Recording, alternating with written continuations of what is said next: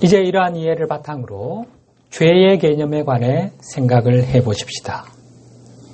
우리말로 번역되는 히브리어 하타는 화면으로 관역에서 벗어남, 빗나감을 의미하는 말입니다.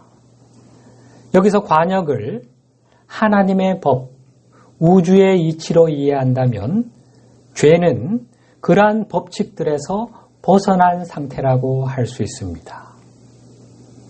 그러면 우리의 창조 행위가 하나님의 법도와 조화를 이루게 되면 우리의 창조는 관역에 명중한 것이 되지요. 반대로 우리의 창조가 우주의 이치에 어긋나는 것이라면 그것은 관역을 벗어난 것이 됩니다. 이것이 바로 성경에서 말하는 죄입니다. 즉, 죄를 짓는다는 것은 우리가 하나님의 법도, 하나님의 정하신 우주의 이치에서 벗어나는 창조 행위를 한다는 뜻입니다. 그러면 하나님의 법도에서 벗어나는 창조 행위가 용서받지 못할 죄가 되는 것입니까? 갓 태어난 영혼은 어린아이에 비유될 수 있습니다. 하나님은 그 어린 영혼이 창조되자마자 우주의 모든 법칙과 만물의 이치를 통달하기를 기대하지는 않으십니다. 하나님은 그 영혼이 많은 경험을 통해 성장의 과정을 거치면서 점차 당신의 법도와 세상의 이치를 이해하고 그 법칙들 안에서 창조하는 법을 배울 거라고 기대하십니다. 하나님은 우리가 처음부터 완전하길 기대하지 않으시기에 우리가 실수하는 것에 대해 우리를 결코 책망하지 않으신다는 사실을 이해할 필요가 있습니다. 다만 하나님은 우리가 실수에서 배우기를 원하십니다. 실수를 통해 배움으로써만 같은 실수를 반복함으로써 고립계에 갇히는 위험에서 벗어날 수가 있으니까요. 하나님의 관점에서 인간의 죄는 그리 큰 문제가 되지 않는다는 뜻입니다. 걷는 법을 배우는 아이가 있습니다. 아이가 계속해서 넘어진다고 아이를 못마땅해 하며 책망하는 부모가 있습니까? 아이가 단번에 걷기에 성공하지 못한다고 죄책감을 느끼며 자책하길 바라는 부모가 세상에 어디에 있습니까? 어떤 부모가 몇 번 넘어졌다고 해서 그 아이가 자신을 다시 일어설 수 없는 죄인으로 여기길 바라겠습니까? 육신의 부모가 이러할진대 우리를 온전한 사랑으로 낳으신 하나님 아버지께서 어린 영혼들의 실수를 너그러이 봐주시지 못할 이유가 있겠습니까? 오늘 본문 말씀입니다. 여인이 어찌 그 젖 먹는 자식을 잊겠으며 자기 태에서 난 아들을 긍휼히 여기지 않겠느냐. 그들은 혹시 잊을지라도 나는 너를 잊지 아니할 것이라. 실수를 통해 배움을 얻어 성장을 이루어가길 바라시는 것이 우리를 향하신 하나님 아버지의 진심입니다. 그렇게 함으로써 우리는 관역을 명중시키는 창조, 하나님의 법도와 조화를 이루는 창조를 할 수 있는 그리스도 의식에 도달할 수 있는 것입니다. 그렇다고 하나님이 우리의 실수를 무한정 방관하시는 것은 아닙니다. 하나님은 우리가 같은 실수를 반복하기를 바라지 않으십니다. 또한 두려움이나 죄의식 혹은 자신의 실수를 인정하지 않으려는 교만으로 인해 보다 나은 행동을 배우지 못하는 것도 원하지 않으십니다. 하나님은 우리가 나태함으로 인해 영적 여정을 시작하기를 망설이고 주저하는 것도 바라지 않으십니다. 그러나 이 모든 사실에도 불구하고 우리의 아버지는 우리를 결코 책망하시거나 벌하지 않으신다는 사실에는 변함이 없습니다. 아버지의 바람일 뿐입니다. 내 자식들이, 내 자녀들이 이렇게 해줬으면 좋겠는데 탕자의 비유에서 그 아버지의 마음을 확인했었지요. 하나님은 우리가 이러한 아버지의 마음을 이해하고 자신의 실수에 대해 너무 깊이 자책하지 않기를 바라십니다. 훌훌 털고 일어서서 다음에는 더 잘하길 바라실 뿐입니다.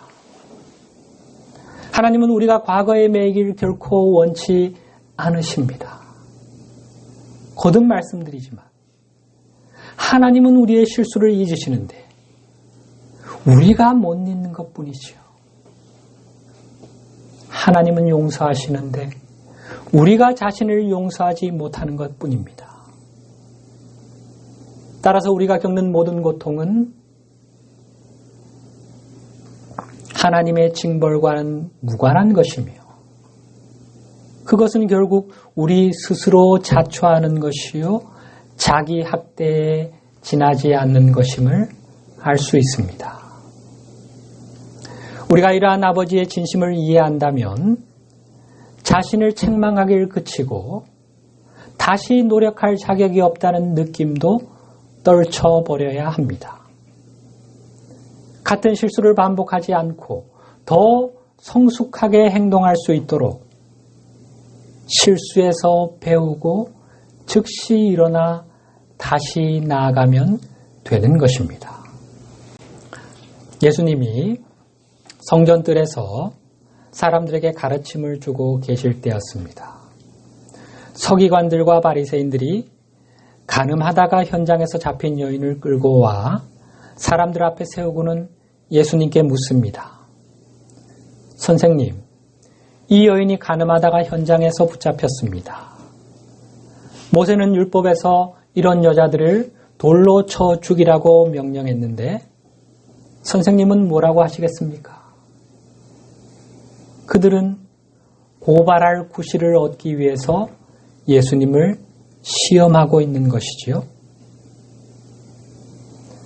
판결을 재촉하는 그들의 요구 앞에서 예수님은 말없이 몸을 굽혀 손가락으로 땅에 무언가를 쓰기 시작하시더니 이내 몸을 일으켜 말씀하십니다. 너희 중에 죄 없는 자가 먼저 돌로 치라. 너희 중에 죄 없는 자가 먼저 돌로 치라. 누구도 예상치 못한 판결이 나왔습니다. 의기양양해하던 서기관들과 바리새인들은 모두 할 말을 잃고 말았습니다. 예수님의 이 한 말씀은 좌중을 압도했고 여인을 향하던 사람들의 시선을 자기 자신을 향하도록 돌려놓았습니다. 예상치 못한 주님의 말씀 앞에서 사람들은 손에 돌을 떨구더니 이내 하나 둘 자리를 뜨기 시작합니다. 모두가 떠난 자리에 예수님과 여인만 남았습니다. 다음 9절. 예수께서 일어나서 여자 외에 아무도 없는 것을 보시고 이르시되 여자여 너를 고발하던 그들이 어디 있느냐? 너를 정죄한 자가 없느냐? 대답하되 주여 없나이다. 예수께서 이르시되 나도 너를 정죄하지 아니하노니 가서 다시는 죄를 범하지 말라 하시니라. 나도 너를 정죄하지 아니하노니 정죄하다. 죄가 있다고 단정하다. 죄인으로 여기다 라는 뜻이지요.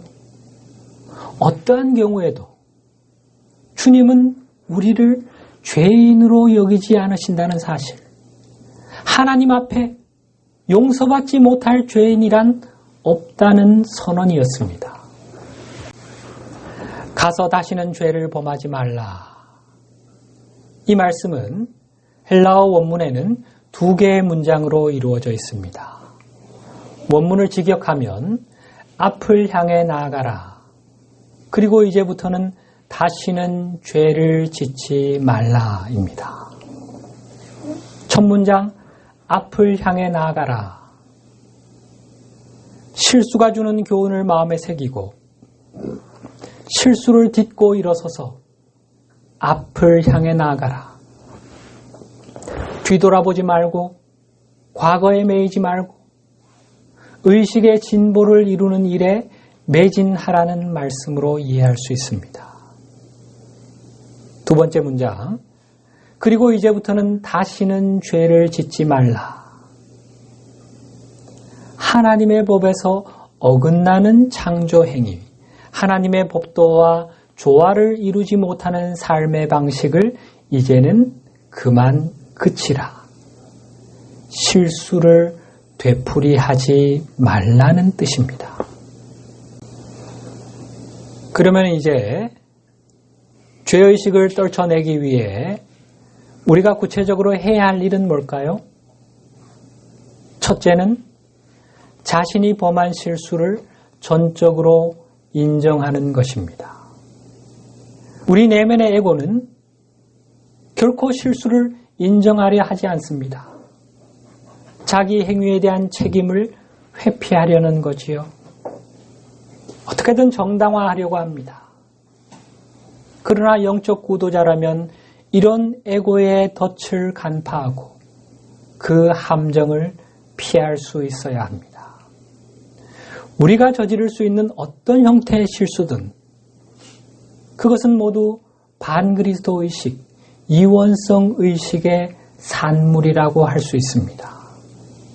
우리가 그런 낮은 의식의 틀을 넘어설 수 있는 유일한 길은 자신의 실수를 솔직히 인정하는 것입니다. 인정할 때만 우리는 그 실수가 주는 교훈을 얻어서 그것을 도구 삼아 틀을 깨고 나올 수가 있는 것입니다. 일단 우리가 자신의 실수를 인정한다면 다음으로 하나님께서 우리를 조건 없이 사랑하신다는 사실을 받아들일 수 있어야 합니다. 우리가 실수를 인정하는 순간 하나님은 우리를 용서하시고 우리의 실수를 깊은 바닷속에 던져버리십니다. 우리가 이러한 하나님의 용서를 경험하는데 걸림이 되는 유일한 것은 자기 자신입니다. 스스로 이런 하나님의 용서를 받아들이지 못하는 것입니다. 우리로 하여금 하나님의 조건 없는 사랑과 용서를 받아들이지 못하게 하는 세력들이 있지요. 바로 안팎의 거짓 교사들. 그들은 우리가 자신의 실수에서 자유로워지길 결코 바라지 않습니다. 우리가 죄인이란 자아감을 벗지 못하고 끊임없이 죄책감에 사로잡혀 고통스러워해야만 거짓 교사들의 생명 양식인 부정적 에너지가 계속 양산될 수 있겠지요. 우리를 실수에 또 과거에 매이게 함으로써 자신들의 통제하에 계속 잡아두려는 그들의 속셈을 간파할 수 있어야 하겠지요. 물질 우주는 우리가 원하는 어떤 성도 건축할 수 있는 모래상자와 같다고 할 수 있습니다. 어떤 성들은 최상의 상태가 아닐 수 있지요. 우리가 그릇된 선택과 결정, 곧 실수를 함으로써 이상적이지 않은, 바람직하지 않은 성을 지을 수도 있는 것입니다. 그러나 우리는 어렵지 않게 그 실수들을 지워버릴 수가 있습니다.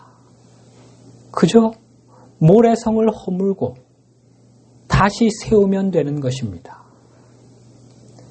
우리가 잘못된 선택을 함으로 하나님의 법도에서 벗어나게 되면 그러한 실수는 하나님의 비친 에너지의 진동수를 떨어뜨리게 됩니다.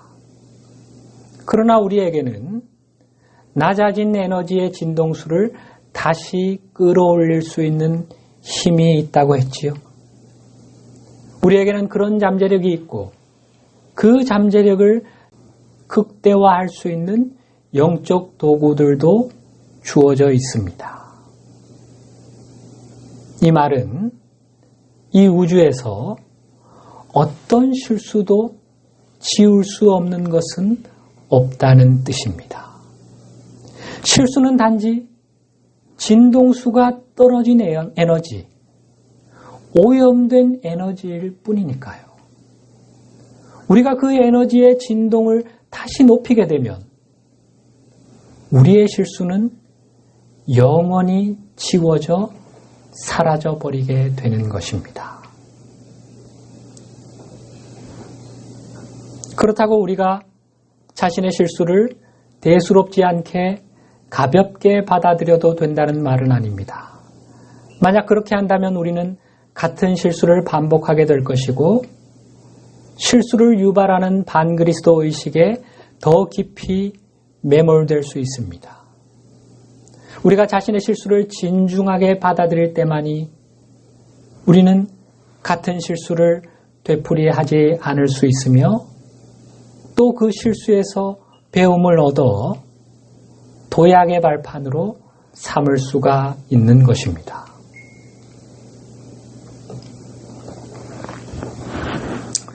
이것이 바로 새로운 영적 주기로 진입하는 이 시대에 주님께서 우리에게 주시는 메시지 중 하나입니다. 우리가 죄인이라는 인류의 자아상은 이제 청산되어야 할 구시대의 유물입니다. 어떤 실수도 청산될 수 있고 거기서 완전히 자유로워질 수 있다는 것. 이 진리를 체득하게 될 때 주님의 이 말씀이 가슴으로 들어오게 됩니다. 진리를 알지니 진리가 너희를 자유롭게 하리라.